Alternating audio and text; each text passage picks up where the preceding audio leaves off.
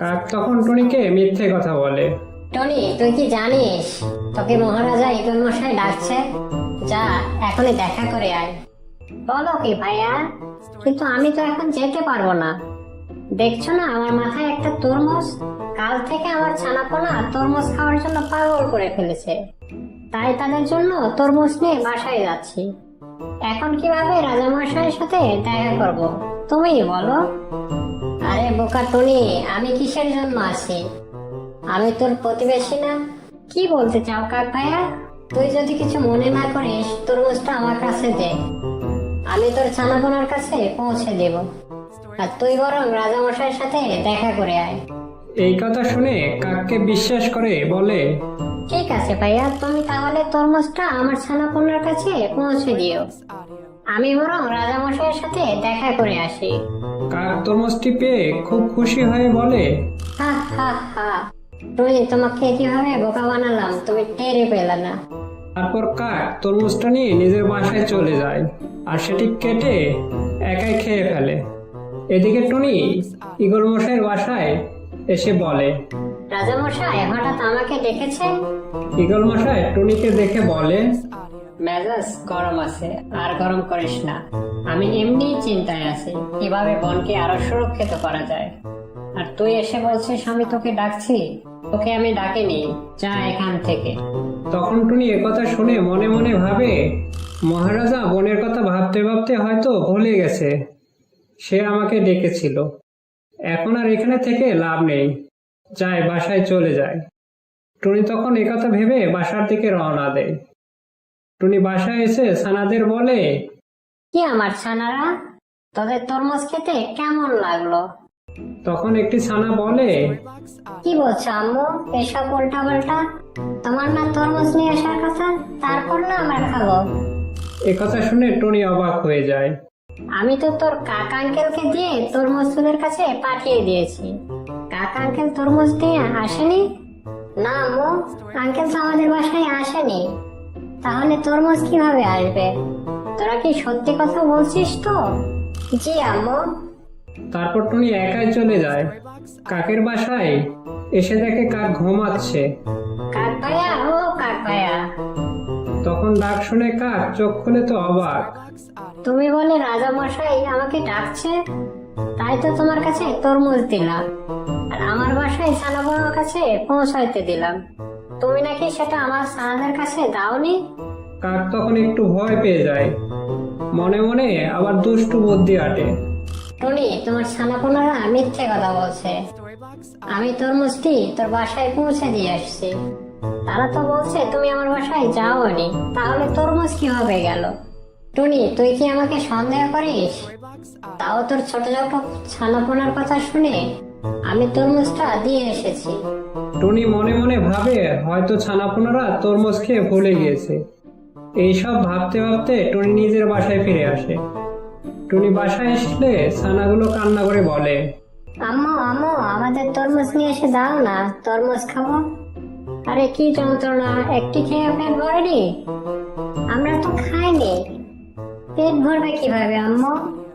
হয়েছে, থাক, আর মিথ্যে কথা বলতে হবে না। বিশ্বাস করো আম্মু, আমরা তরমুজ খাইনি।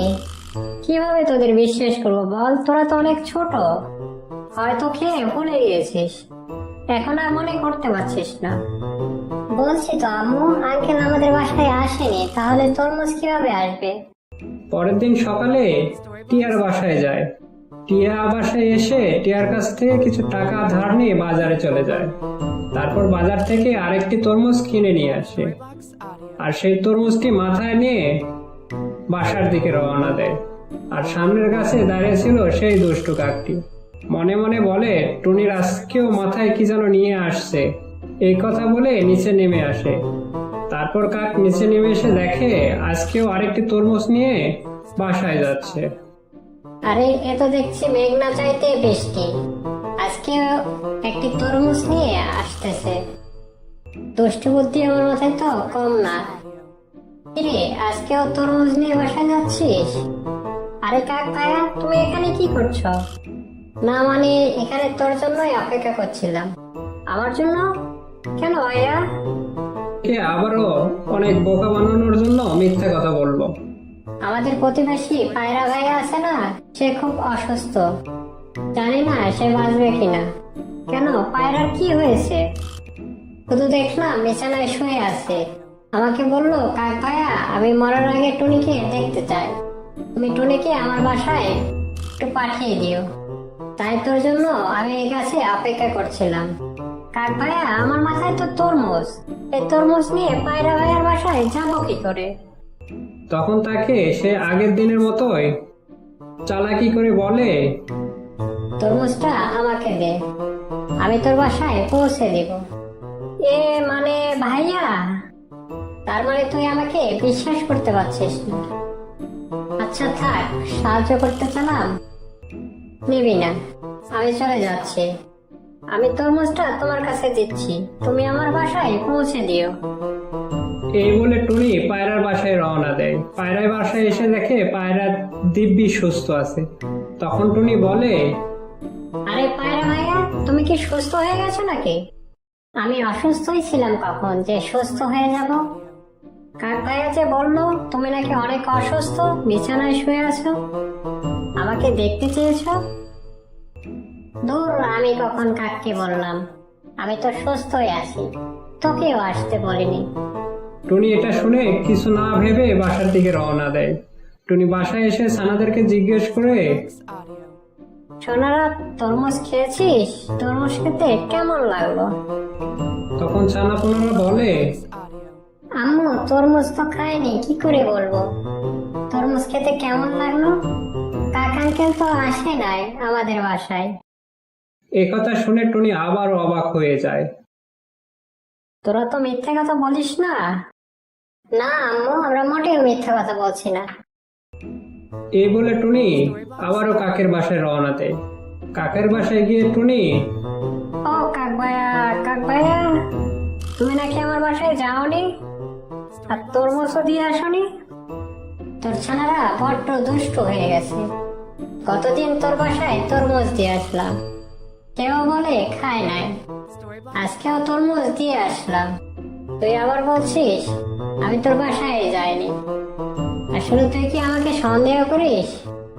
আমি আগের মতো আর দুষ্ট কাক নেই, এখন অনেক ভালো হয়ে গেছি। টুনি, তুই এখান থেকে চলে যা, আমার এখন অনেক রাগ হচ্ছে। এই কথা শুনে টুনি চলে আসে আর একটি গাছে বসে ভাবতে থাকে, এখন যদি বাসায় যায় তাহলে ছানারা তরমুজ খেতে চাইবে। আমার কাছে যথেষ্ট টাকাও নেই যে আর একটি তরমুজ কিনে নিয়ে যাব। টিয়া ভাইয়ের কাছ থেকে কিছু টাকা নিয়েছি। এসব ভাবতে ভাবতে পায়রার কথা মনে পড়ে যায়। পায়রা ভাইয়ের কাছে যায় যদি কিছু টাকা পাওয়া যায়। এইসব ভাবতে ভাবতে পায়রার বাসায় চলে যায়। আরে টুনি, আজকে আবার কি মনে করে আমার বাসায়? মানে ভাইয়া, যদি কিছু টাকা দিতে। কেন, তোর টাকার কি দরকার? টাকা দিয়ে কি করবি তুই? তখন তার সব ঘটনা পায়রাকে খুলে বলে। প্রথমবার যখন তরমুজ নিয়ে যাচ্ছিল তখন কাক পায়রা বলে, ঈগল মশাই আমাকে ডেকেছে, আমি তাকে তরমুজটা দিয়ে বলেছিলাম আমার বাসায় পৌঁছে যাওয়ার জন্য, কিন্তু আমার ছানাবোনারা বলছে কাক আঙ্কেল তাদের তরমুজ দেয় নাই। দ্বিতীয়বার যখন তরমুজ কিনে নিয়ে বাসায় যাচ্ছিলাম তখন কাক ভাইয়া তোমার কথা বলে, তুমি নাকি অনেক অসুস্থ, আমাকে দেখতে চেয়েছো, তাই তাকে তরমুজ দিয়ে বলেছিলাম আমার ছানাপোনারা তরমুজ খেতে কান্নাকাটি করছে, এটা আমার বাসায় পৌঁছে দিও। কিন্তু এখন থেকে বাসায় গিয়ে শুনি আমার বাসায় আসে নাই আর তরমুজও পৌঁছায় নাই। টনি, তুমি এত বোকা, কাক তোমাকে বোকা বানিয়ে তোমার সব তরমুজ খেয়ে নিয়েছে। পায়রা ভাইয়া, প্রমাণ ছাড়া কাউকে তো দোষী বলা ঠিক না। তখন পায়রা সবকিছু টুনিকে বুঝিয়ে বলে কিভাবে প্রমাণ করবে যে টুনি বোকা বানিয়েছে। টনি, আমরা যদি ঠিকভাবে কাজ করতে পারি তাহলে তাদের প্রমাণ করতে পারবো আর কাককে শাস্তিও দিতে পারবো। এটা শুনে টনি বাসায় ফিরে আসে আর তার ছানাপোনার কাছে সবকিছু খুলে বলে। পরের দিন টনি, ছানাপোনা আর পায়রা বাজারে চলে যায়। পায়রা বাজার থেকে একটি তরমুজ কিনে দেয়, এরপর সেটা নিয়ে জঙ্গলের ভিতরে চলে যায়। আর সেটি কেটে লাল অংশ খেয়ে ফেলে আর সাদা কলসটি রেখে দেয়।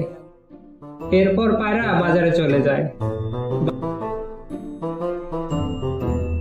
বাজার থেকে আটা, ঝালের গুঁড়ো কিনে নিয়ে আসে।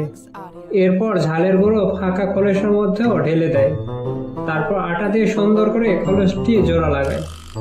তারপর টুনি সে আগের মতো করে মাথায় নিয়ে সেই পথে রওনা দেয়। কাক সে আগের জায়গায় দাঁড়িয়েছিল। টুনিকে দেখে নিচে নেমে আসে। টুনি, তুই আবার তরমুজ নিয়ে যাচ্ছিস? কি আর করার কাক পায়া, ছানা বোনেরা যেভাবে কান্না শুরু করেছে, না গিয়ে উপায় আছে বলো? টুনি, তুই কি জানিস টিয়ে ভাইয়ের নাকি বিয়ে, সবাইকে দাওয়াত দিয়ে বেড়াচ্ছে? আমাকেও তো দিল। আমাকে বলল টুনির সাথে দেখা হলে আমার কাছে পাঠিয়ে দিও, কি যেন দরকার আছে। না তো কাক ভাইয়া, আমি তো এই বিষয়ে কিছু জানি না। আর বুঝতে পারছো, আমার মাথায় অনেক বড় তরমুজ, এটা নিয়ে টিয়া ভাইয়ার বাসায় যাবো কি করে? তখন কাক বলে, এটা নিয়ে ভাবছে কেন? দে, আমাকে দে, আমি তোর বাসায় পৌঁছে দিব। তখন কোনো কিছু না ভেবে কাকের কাছে তরমুজটি দিয়ে দেয়। সেখান থেকে উড়ে গিয়ে একটা ডালে বসে। টুনি, তুই কত বোকা, তোকা বোকা বানিয়ে দুটা তরমুজ খেয়ে নিলাম, আর দোষ দিলাম তোর ছানা বোনার উপর। তুই বুঝতেও পারলি না, আবারও বোকা বানিয়ে তরমুজটি। যাক, দেরি করে লাভ নেই, এই নেওয়া যাক। টুনি দূর থেকে সবকিছু দেখছিল আর শুনছিল, আর পায়রা আর ছানারা গাছের আড়াল থেকে দেখছিল। এরপর কাকটি তরমুজটি কেটে দুই ভাগ করে ফেলে। সে তো আর জানতো না তরমুজের মধ্যে তরমুজ ছিল না, ছিল মরিচের গুঁড়ো। সে অনেক মজা করে তরমুজটি খেতে থাকে। যখন সে ঝাল অনুভব করে তখন ভাবতে থাকে, এতদিন তরমুজ তো খেলাম মিষ্টি, এখন এত ঝাল কেন? যখন ঝালের যন্ত্রণায় লাফাইতে থাকে তখন টুনি গাছের ডাল থেকে নেমে আসে। আর কিছুক্ষণ পরে টুনি, ছানাবোনা এবং পায়রাও কাছে আসে। তুমি আমাকে ক্ষমা করে দে। তুমি বুঝতে পেরেছো আমি এই বোকা বানিয়ে তোমার তরমুজগুলো খেয়ে নিয়েছি। আমাকে ক্ষমা করে দিও। আমার অনেক বড় ভুল হয়ে গেছে, আমার অনেক ঝাল লেগেছে। আমি এখন নদীতে গেলাম। পানি খাওয়ার জন্য নদীর দিকে যায়। ভুল হয়ে গেছে আমার সোনারা, তোমাদের মতো অবস্থানাদের বকাবকি করছি। পায়রা ভাইয়া, তোমাকেও ধন্যবাদ। তুমি না থাকলে দুষ্টু কাককে সাহায্য করতে পারতাম না। এরপর পায়রার কাছ থেকে কিছু টাকা নিয়ে টুনি নিজের জমিতে ভালোভাবে চাষ করে, ভালো মতো তরমুজের বীজ ছিটিয়ে দেয়। কিছুদিন পর অনেক সুন্দর তরমুজ গাছ হয় এবং অনেক তরমুজ ধরে। সেগুলো বাজারে বিক্রি করে ভালোভাবে দিন কাটাতে থাকে।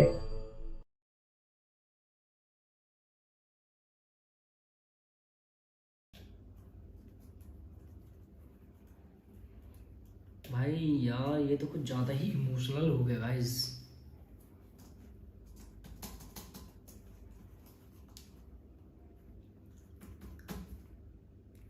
चलो गाइस मैं ही मर जाता हूँ, क्योंकि अगर वो मर गया तो ये गेम खत्म है।